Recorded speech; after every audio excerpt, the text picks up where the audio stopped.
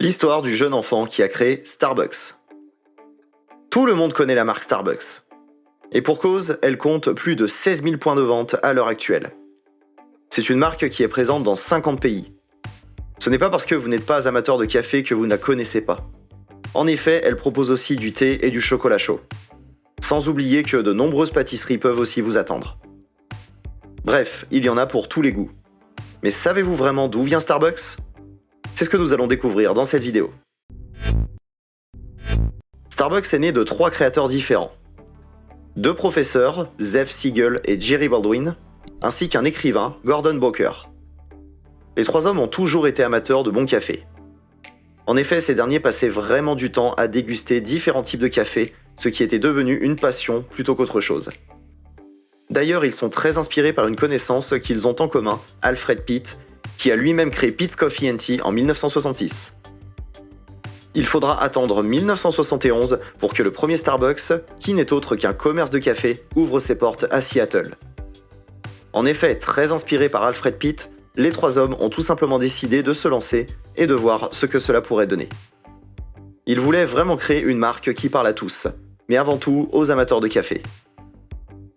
Après avoir trouvé un nom qui claque et un logo que beaucoup ne comprennent pas, la marque était lancée. Il faut d'ailleurs prendre en compte que Starbucks a une vraie signification pour les 3 hommes. En effet, ils sont particulièrement inspirés par l'univers marin. Starbucks n'est autre que le nom d'un personnage de Moby Dick, tandis que leur logo représente tout simplement une sirène. En 1982, un 4e investisseur rejoint tout simplement l'aventure. Il s'agit d'Howard Schultz, qui n'est d'autre que l'actionnaire majoritaire à l'heure actuelle. Suite à un voyage en Italie, ce dernier appréciera grandement l'atmosphère qui se dégagera des bars à espresso. C'est la raison pour laquelle il décidera tout simplement d'ouvrir ce type de café-bar aux États-Unis. Mais il faudra bien l'avouer, cette idée ne conviendra pas forcément aux 3 fondateurs. En effet, ils ne sont pas vraiment convaincus que le concept pourrait plaire et n'ont pas non plus envie de se lancer dans quelque chose de nouveau. C'est d'ailleurs Jerry Baldwin qui est vraiment contre cette idée et qui n'a pas du tout envie d'en entendre parler. Il préfère continuer son commerce de grains de café qui fonctionne particulièrement bien. D'ailleurs, il décide également de racheter le café d'Alfred Pitt. Mais les 3 fondateurs de Starbucks s'endureront en 1984 pour essayer de racheter ce dernier. C'est alors qu'Howard Schultz décide de partir. En effet, la façon dont les 3 fondateurs fonctionnent ne lui convient pas et il décide de faire son bout de chemin seul, de son côté. Mais il croit toujours à son idée de bar à expresso. Après tout, ce n'est pas le seul à avoir parié sur le café, et il le sait, ça va fonctionner. Il décide donc d'ouvrir sa propre affaire qu'il nommera Il Giornale. Mais il faut tout de même prendre en compte que ce n'est pas parce que Howard Schultz décide de partir qu'il se détache de ses collaborateurs. Il faut savoir que Starbucks devient le principal actionnaire de Il Giornale. Mais il ne faudra pas attendre bien longtemps avant que les fondateurs de Starbucks décident tout simplement de vendre l'ensemble de leurs actions à Howard Schultz pour se consacrer exclusivement sur les magasins Pitt. Néanmoins, pour que Howard Schultz puisse racheter Starbucks, il lui faudra dépenser 3,8 millions de dollars. Mais ce dernier bénéficiera d'une aide précieuse de la part de William Henry Gates, qui n'est d'autre que le père de Bill Gates. Notons également que c'est une clause de non-concurrence pour 4 ans qui est conclue avec les nouveaux acquéreurs de Pitt. Mais cela ne plaît pas forcément à Howard Schultz. En effet, ce dernier ne pourra étendre la marque en Californie pendant cette durée. Il faudra donc attendre 1987 avant que Starbucks Corporation naisse de la fusion entre Il Giornale et Starbucks. La sirène sera bien évidemment gardée puisqu'elle existe encore sur le logo à l'heure actuelle.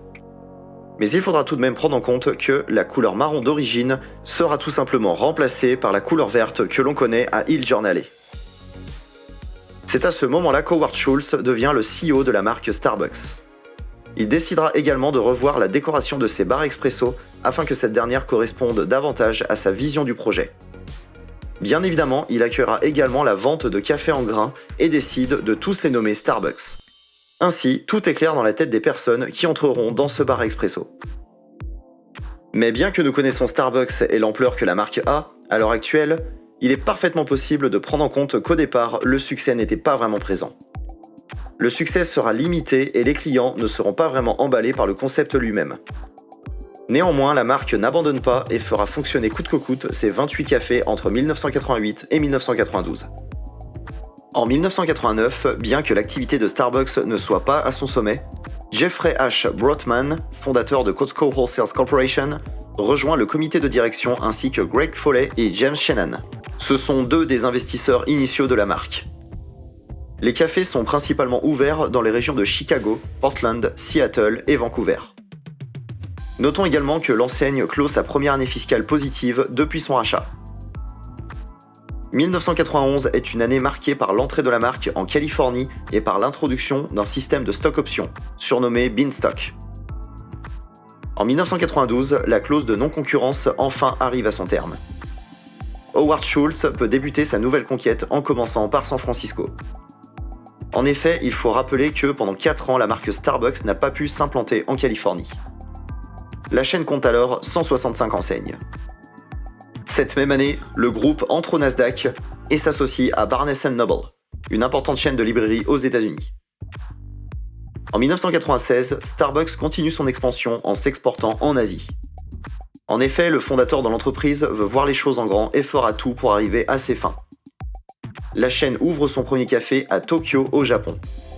Pari risqué, car le café bénéficie principalement d'une image occidentale. Mais la marque devint un phénomène de mode et son pari fut un succès. Après tout, quel entrepreneur n'a jamais pris de risque dans sa vie ? Le Japon devient le deuxième plus important marché de la marque après les États-Unis. Starbucks augmenta son nombre d'enseignes à travers l'Asie, l'Océanie, le Moyen-Orient et aussi l'Europe. À l'heure actuelle, il n'y a pas moins de 16 000 boutiques Starbucks à travers le monde. Plutôt impressionnant, vous ne trouvez pas ? En 2000, Howard Schultz abandonne son poste de CEO pour se consacrer au poste plus récent de CSO, Chief Strategy Officer, et se concentre sur l'expansion de la marque. L'année suivante, le premier Starbucks ouvre ses portes en Europe continentale, en Suisse. Nombreuses co-entreprises vont germer par la suite en Europe. Starbucks Coffee Deutschland, Starbucks Coffee España, Starbucks Coffee France avec Grupo Vips, un groupe spécialisé dans le commerce du secteur de la restauration. Fin 2006, Starbucks comprenait plus de 12 000 enseignes à travers le monde et projetait d'en ouvrir 2400 de plus l'année suivante. Son revenu net était de 7,8 milliards de dollars et enregistrait une croissance de 22% par rapport à l'année précédente. À présent, l'entreprise comprend 16 858 enseignes présentes dans 50 pays différents, totalisant plus de 137 000 employés. D'ailleurs, il est tout de même important de prendre en compte que c'est une enseigne qui s'est fixé une véritable mission. Inspirer et enrichir l'esprit au gré des rencontres, café après café, dans chacun des quartiers où nous sommes implantés. Si vous avez vraiment envie de faire des rencontres riches en émotions, c'est certainement vers l'enseigne Starbucks que vous devriez vous diriger. Vous n'avez jamais goûté Starbucks ? Eh bien, il est certainement temps de franchir le cap. Que vous soyez amateur de café ou non, vous pourrez facilement trouver une réponse qui vous inspirera et qui vous plaira. Un goût unique pour une marque unique. Laissez-vous emporter par la magie de ces boissons. Starbucks est devenue la chaîne de café la plus présente dans le monde et la plus importante. Et vous ? Aimez-vous Starbucks ?